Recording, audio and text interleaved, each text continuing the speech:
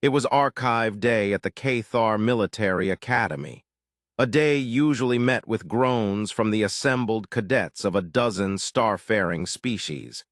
They studied history not for its own sake, but for tactical advantage.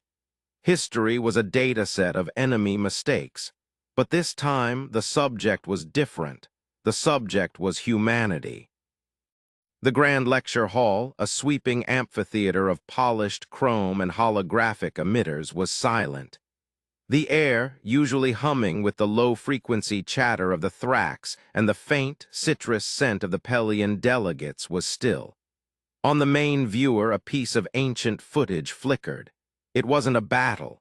It wasn't a general giving a speech. It was a simple interview, conducted for a historical preservation project in the late 21st century, just before humanity achieved unified interstellar travel. The subject was a woman, unremarkable by galactic standards. Her hair was graying, her face a map of fine lines.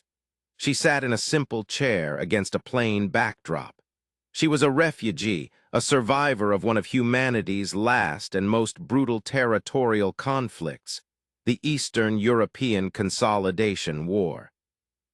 A young Zalosian cadet, his carapace shimmering with earnest curiosity, was given the honor of asking the first question via the archival link. His voice, translated into the human's native tongue, was precise, academic. "Archivist Subject 734, he began, foregoing her name for protocol. "Your file indicates you were a civilian non-combatant displaced by the siege of Kiev. For the benefit of our study on primitive warfare, can you confirm? Have you seen war?" The hall leaned in. This was the data point they wanted, a confirmation, a description of horror, a tearful recounting of loss that they could log, categorize, and file under human psychological frailties. The old woman on the screen didn't answer immediately. She held the cadet's gaze through the lens of a long-dead camera. A deep, profound stillness settled over her. Then the corner of her mouth twitched. It started small, a flicker of muscle, before it slowly, deliberately bloomed into a full, unabashed smile. It was not a happy smile. It was not a sad smile. It was a smile of ancient, terrifying knowledge. It was the smile of a god looking at a child's drawing of the universe. It was a smile that held collapsing cities, the silence of frozen fields, the taste of desperation, and the defiant, insane humor of surviving the absolute end of the world. It was a smile that said everything words could not. In the back of the lecture hall, the instructors, a battle-hardened Gornak and a stoic luminary with 400 years of service, shared a look of pure alarm. They didn't speak. The Gornak's hand moved to the control panel, his movements surgically precise. And as the woman's knowing, devastating smile filled the screen, an expression that promised to unpack a truth far more dangerous than any weapon schematic. The instructors quietly turned off the footage. The cadets were left in stunned silence, staring at a blank screen. They had come seeking data on an enemy's weakness. Instead, they had stared into the abyss, and the abyss had smiled back, holding a secret they were not yet ready to comprehend. Today, we are going to turn that footage back on. We are going to dissect that smile. Because within that single, silent gesture lies the most brutal and empowering truth about the nature of strength, the reality of struggle, and the unshakable power that is forged not in peace, but in the heart of the fire. What the instructors tried to hide is what you need to learn. The smile was a lesson, and class is now in session. The first truth hidden in that smile, the first layer the instructors feared the cadets would never grasp, is a matter of pure, terrifying scale. When the Zalosian cadet asked, "Have you seen war?" he was thinking of an event, a definable conflict with a start and an end date. The Cathar archives had records of the great unification of Xylos, a single generation-long war that forged their world state and was spoken of in hushed, reverent tones. To them, war was a monumental, singular cataclysm. The human woman's smile was the universe's cruelest punchline. She wasn't recalling a war. She was summoning the memory of all of them. Her smile was the answer from a species whose entire history is not punctuated by war, but is written in it. Imagine an alien historian assigned to the Human War Cataloging Project. He arrives eager, his multi-lensed eyes ready to process the data. He starts with the big ones, the World Wars, the Napoleonic Wars, the conquests of Khan and Alexander. He diligently logs the millions dead, the empires risen and fallen. He thinks he's getting a handle on it. Then his aides start bringing him more files. The 100 Years' War, the 30 Years' War, the Punic Wars, the Peloponnesian War, the War of the Roses, the Wars of Scottish independence. His filing system, designed for clean, sequential conflicts, begins to break down. He's confused. Some of these wars overlap. Some are fought for reasons that seem, to his logical mind, insane. A dispute over a line on a map, the honor of a monarch. A disagreement over which version of the same god was the correct one. Then they bring him the next level. The civil wars, the revolutions, the insurrections, the American Civil War, the Russian Civil War, the Spanish Civil War, the Chinese Civil War.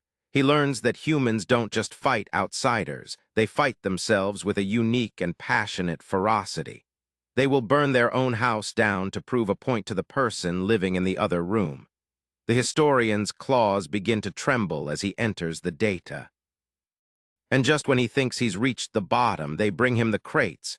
The endless, dusty crates of humanity's forgotten conflicts. The tribal wars of the prehistoric plains, the city-state skirmishes of the Bronze Age, the brutal Viking raids, the silent, vicious espionage of the Cold War, the corporate resource wars fought with mercenaries on forgotten continents, the drug wars, the gang wars fought with crude firearms in concrete jungles. The historian finally collapses.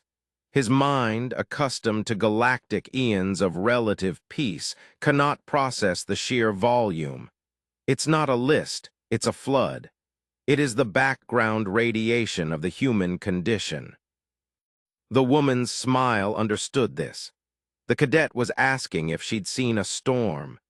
She was smiling because her entire species was born in a hurricane that has never ended. This is the brutal truth you must internalize. Your own struggles, your own wars. The battles against debt, against depression, against failure, against your own bad habits. They feel overwhelming. You feel they are unique, isolated events. But you are a human. You carry the genetic and psychic legacy of a species that has survived an unending chain of conflict. The resilience of 1,000 generations of survivors is coded into your DNA. When you face a setback, you are not the first of your line to do so.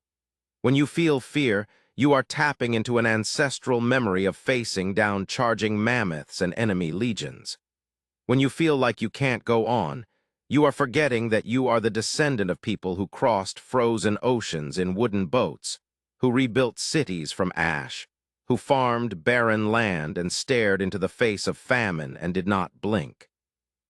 The instructors turned off the footage because they teach their cadets to analyze a single, definable threat. The smile revealed that with humanity, the threat isn't an event, it's a state of being.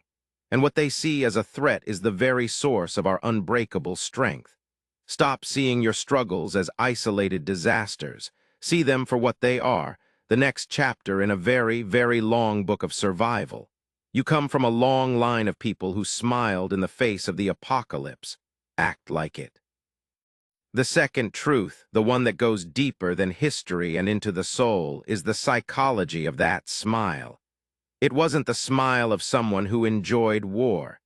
It was the smile of someone who had ceased to fight it. Not the external war, but the internal one. It was the smile of radical acceptance. Galactic doctrine, especially Cathar military philosophy, is built on control. Control the environment, control the enemy, control the self. Emotions are variables to be suppressed. Fear is a malfunction. Grief is inefficient. The goal is to return to a state of neutral, logical homeostasis as quickly as possible. To a Cathar, a traumatic memory is a virus to be quarantined and deleted. The human woman's smile was a declaration that for humans, the virus is the cure. She wasn't suppressing the memory. She wasn't quarantining the trauma. She was living with it. She had invited it into her house, offered it a chair, and learned to listen to its stories. Her smile was a sign of integration, not eradication. In Stoic philosophy, there's a concept called amor fati, a love of one's fate. It doesn't mean you desire tragedy. It means you accept everything that happens in your life, the good and the bad, as essential fuel for who you are. You don't just tolerate the darkness. You embrace it as the thing that gives the light its meaning. Consider the story of a human ex-soldier, a veteran of the Mars colonial wars who retires to a pristine garden world called Xylia. Xylia is perfect. The weather is a constant, pleasant 72 degrees. The gentle breezes carry the scent of blossoms. The Xylians, a peaceful, herbivorous species, live in a state of tranquil harmony. The human should be in paradise. But he's miserable. The peace is unnerving. The silence is too loud. He finds himself pacing at night, agitated, unable to sleep. The Xylians treat him with kindness, but their eyes hold a placid pity he can't stand. They see him as broken, a damaged relic of a violent past. Then the cataclysm comes. A rogue asteroid swarm shifts its trajectory, and Xylia is battered by meteor showers for 3 straight weeks. The perfect sky turns to fire and smoke. The gentle breezes become howling gales. The Xylians panic, their harmony shattered. Their society, which has never known true crisis, grinds to a halt. But the human feels alive for the first time in years. The roar of the impacts is a familiar symphony. The chaos is a language he understands. He's not happy, not joyful, but he is centered. He immediately begins organizing the panicked Xylians. He sets up shelters, triages the injured, rations the food supplies, and establishes watches. In the heart of the chaos that is destroying their paradise, he creates order. He moves with a purpose and clarity that feels like coming home. When the relief fleets finally arrive, they find the Xylian society in tatters, but its people are largely safe, huddled in the shelters the human organized. They find the human sitting on a blasted stump, watching the burning sky, and on his face is a faint, weary smile. It's the exact same smile the woman in the footage wore. It's the smile that says, "You fear this chaos, this struggle, but I was born in it. It's the friction that makes me sharp, the pressure that makes me strong." The instructors turned off the footage because the smile taught a forbidden lesson. That true strength isn't the absence of scars, but the mastery of them. They teach their cadets to be flawless weapons. The smile taught that a weapon that has never been used, never been damaged and repaired, is just a piece of metal. A human who has suffered and integrated that suffering is a blade that has been forged, quenched, and sharpened. You must apply this to your own life. You are trying to erase your failures. You are trying to forget your heartbreaks. You are trying to pretend your moments of weakness never happened. You are trying to be a perfect, unblemished Cathar cadet, and it is making you fragile. Stop fighting your past. Stop trying to amputate the parts of you that have been through the fire. That pain is your inheritance. That failure is your instructor. That heartbreak is the forge that tempered your heart. Look at your scars, not with shame, but with the grim acceptance of a veteran. They are the proof that you fought and you survived. They are your credentials. Embrace your fate, all of it. The smile of the survivor is not about forgetting the darkness. It's about recognizing it as the source of your light. The third brutal truth is perhaps the most difficult for a peaceful, advanced civilization to accept. It's the one that borders on galactic heresy. The instructors shut down the footage because the smile contained a dark and terrible secret about human progress. For all its horror, war has been our species' most powerful engine of creation. The smile was an acknowledgement of a profound and disturbing paradox.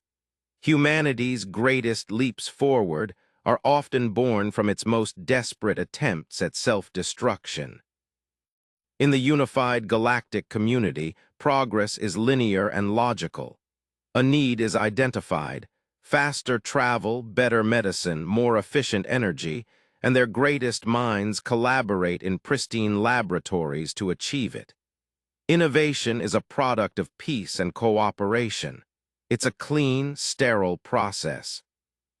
The woman's smile whispered a different truth, a messier truth, a truth covered in mud and blood. It said, "You build things to live better. We build our best things so we don't die tomorrow." Think of a young Pelian engineer, a prodigy in energy systems, studying human history. He is examining the schematics for a pressurized water reactor, a primitive but ingenious fission device from the 20th century. He marvels at the speed of its development, the incredible intellectual breakthroughs that occurred in less than a decade. He presents his findings to his professor, praising the human spirit of discovery. His professor, a grizzled historian, pulls up a corresponding file. It's not a blueprint. It's a black and white photograph of a mushroom cloud. He explains to the student, "They did not build this to power their cities. They built it to erase them." The student is horrified. He learns about the Manhattan Project, a frantic race driven by existential fear. The greatest minds of a generation, sequestered in a secret city, working feverishly, not for the betterment of mankind, but to create a weapon of unimaginable horror before their enemy could do the same. Nuclear power, the energy source he was admiring, was an afterthought, a byproduct of the apocalypse. His horror deepens as he continues his research. The jet engine, perfected to gain air superiority, to drop bombs faster and from higher up. The internet, a decentralized communication network designed to withstand a nuclear attack and ensure a retaliatory strike. The fundamentals of modern rocketry that led to space travel, developed by a nation trying to build missiles that could cross an ocean and deliver annihilation. Emergency medicine, blood transfusions, surgical triage, penicillin production. All were hyper-accelerated by the urgent need to patch up soldiers and send them back to the front lines. The Pelian student suffers from a profound cognitive dissonance. How can a species create such wonders from such wickedness? How can the desire to kill be so intimately intertwined with the genius to create? The woman in the footage knew this. Her smile was the grim awareness that the very medical technology that might have saved her family was likely perfected in a previous war. The transport that evacuated her was the descendant of a military vehicle. The synthetic nutrient paste she ate in the refugee camp was the product of research into long-duration soldier rations. Her smile said, "You see progress as a beautiful, straight line. We see it as a desperate scramble out of a pit we dug for ourselves. Our greatest flaw, our tribalism, our aggression, is inseparable from our greatest strength, our relentless, panicked ingenuity." The Cathar instructors could not allow this lesson to be taught. It undermines the very foundation of their civilized, peaceful approach to advancement.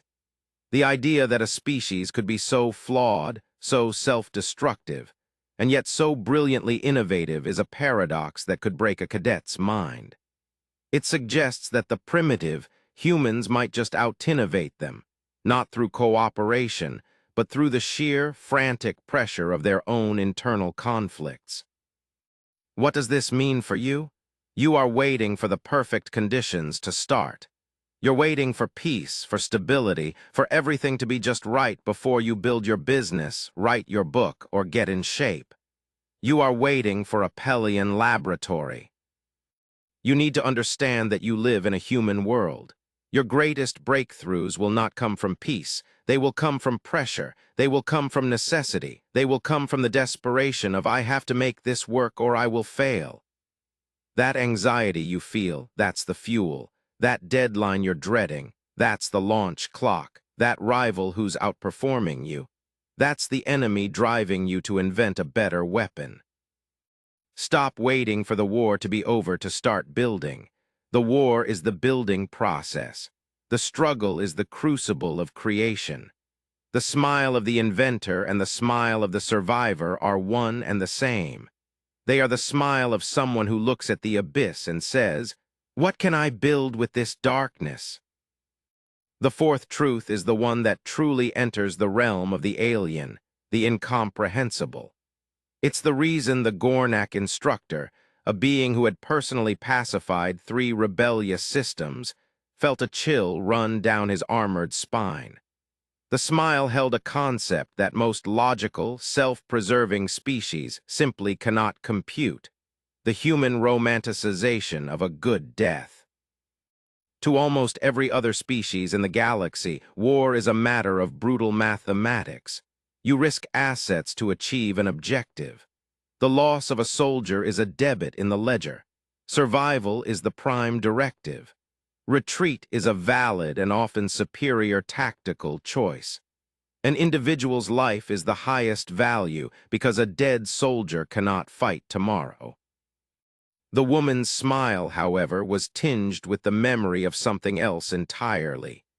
It held the ghosts of men and women who didn't just die, but who chose to die, who walked willingly into certain annihilation not for logic, but for an idea, for honor, for love, for the man standing next to them.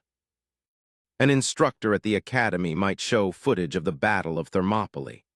The Cathar cadet analyzes it thusly: a strategic failure. 300 Spartans and their allies positioned themselves in a bottleneck, a valid defensive maneuver. However, upon being outflanked, the logical course of action was immediate retreat to preserve their elite fighting force. Their decision to stay and fight to the last man was an irrational waste of valuable military assets.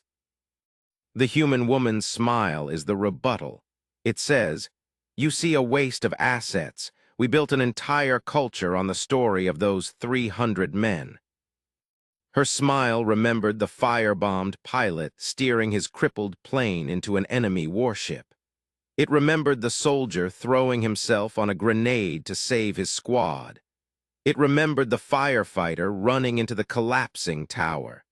It remembered the mother standing down a tank to protect her child. These are not acts of logic. They are acts of transcendence. They are moments when the human animal defies its own programming for survival in the name of something it deems higher. An ideal, a flag, a brother, a future they will never see. Imagine a luminary, a being of pure energy that has existed for millennia, trying to parse the human concept of glory. It sifts through human literature, poetry, and song. It finds thousands of odes to dying in battle. Dulce et decorum est pro patria mori. It is sweet and fitting to die for one's country. The luminary's consciousness nearly short-circuits. Sweet, fitting, death is the cessation of existence. It is a state of maximum entropy. There is no sweetness in it. There is no logic. It studies the Japanese samurai and their concept of bushido, where a beautiful death could be the goal of a lifetime. It analyzes the Viking belief in Valhalla, where dying with a sword in hand was the only way to earn a glorious afterlife. It reads the letters of young men from 100 different nations, all marching off to their deaths in the mud of Flanders, writing home with a terrifying, earnest conviction that their sacrifice has meaning. The luminary concludes that humanity suffers from a species-wide psychosis. They are in love with their own destruction. But the woman's smile offers a different interpretation. It's not a love of destruction. It is the ultimate expression of value. It's a declaration that there are things in the universe more important than one's own heartbeat. It's the ability to find meaning in the ultimate sacrifice. And a species that is willing to die for an idea is infinitely more dangerous and unpredictable than a species that is only willing to kill for resources. The instructors turned off the footage because this concept is the ultimate tactical nightmare. How do you threaten a people who romanticize death? How do you terrorize a species that turns its greatest tragedies into its most inspiring legends? How do you defeat an enemy who might not even see dying as a loss? You can't. This is the fire you must bring to your own life. You are so afraid of failure. You are so terrified of risk. You are so obsessed with preserving your comfort, your ego, your status quo. You are operating like a Cathar cadet, trying to avoid any possible debit in your life's ledger. You need to find your hill to die on. I don't mean this literally. I mean you need to find a purpose, a principle, a mission that is more important than your own comfort. A goal so profound that the fear of failing to pursue it is greater than the fear of the sacrifices required to achieve it. You must be willing to let your old self die to let the new one be born. You must be willing to sacrifice your ego, your free time, your comfort, your fear of being judged. Until you find something you are willing to lose everything for, you will never gain anything of value. The smile on that woman's face was the smile of someone who had seen people give everything for something they believed in. And that is a power that can shake the stars. Find your purpose, and then be willing to burn for it. The fifth and final truth, the one that ties all the others together, is why the instructors not only turned off the footage, but likely recommended it be classified at the highest level. It's because the smile wasn't just about the past. It was a statement about the present and a terrifying promise about the future. The smile was the ultimate reveal of humanity's unseen strength and its hidden power. The cadet asked, "Have you seen war?" He was asking about an external event. The smile answered from an internal reality. It said, "Seen it. Child, I am made of it." Every other species in that academy viewed their history as a static record. The Gornak instructor was proud of his battle record, but it was a collection of events that happened to him. He logged them, learned from them, and moved on. His past was a library he could visit. The woman's smile revealed that for humans, the past is not a library. It is a living, breathing part of the nervous system. It is the firmware of the soul. The trauma, the resilience, the brutality, the ingenuity, the sacrifice, it's not just stored as memory. It is passed down. It is inherited.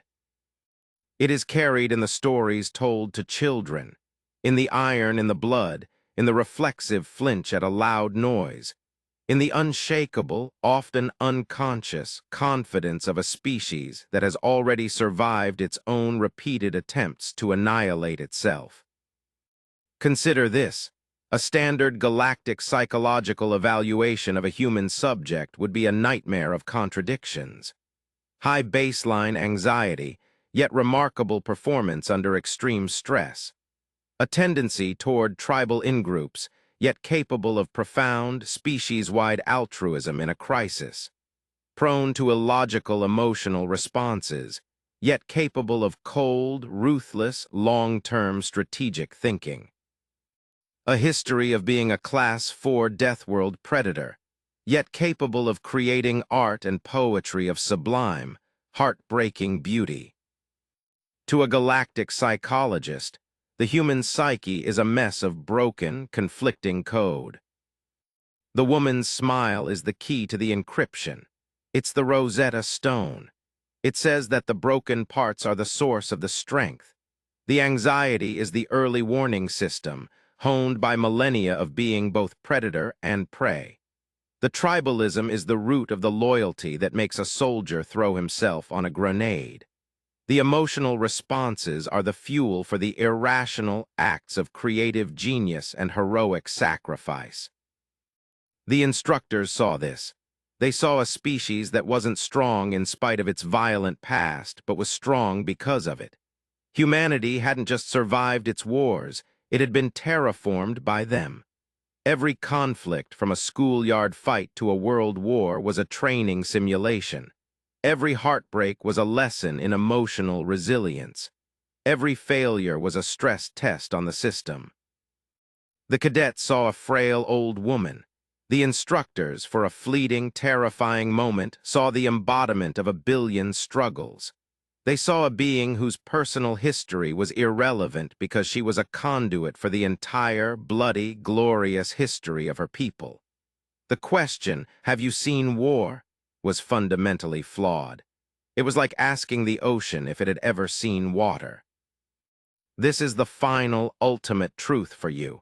You look in the mirror and you see your flaws. You see your weaknesses. You see the anxiety, the fear, the past failures, the things you think are holding you back. You see yourself as a flawed, broken individual. You are asking the wrong question. You are the current, living result of an unbroken chain of survival stretching back to the dawn of life. Every single one of your ancestors, every single one, survived long enough to pass on the gift of life. They survived ice ages, famines, plagues, predators, and wars. They survived their own mistakes and the malice of others. They survived childbirth, heartbreak, and despair. All of their strength, all of their resilience, all of their desperate, clawing will to live is in you. It is your inheritance. The weaknesses you see in yourself, your anxiety, your anger, your sorrow, are not bugs in your system. They are the battle-tested tools of your ancestors. Your anxiety is their vigilance. Your anger is their fighting spirit. Your sorrow is their capacity for love and loss, the very thing that makes life worth fighting for. The instructors turned off the footage to protect their cadets from an existential shock. The shock of realizing that the quiet, unassuming species they were studying as a historical curiosity was, in fact, the most battle-hardened entity in the known galaxy. Not because of their technology or their biology, but because of their spirit. A spirit forged, tempered, and sharpened in the unending furnace of their own history. So now the lesson is over, and the final command is this. Go look in the mirror. Look past the surface, past the self-doubt, past the story you tell yourself about your own limitations. Look into your own eyes and understand what you are seeing. You are a survivor.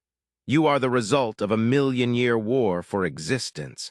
The struggles you face today are just the latest battle, and you were born for it. All that history, all that strength, all that fire is waiting within you.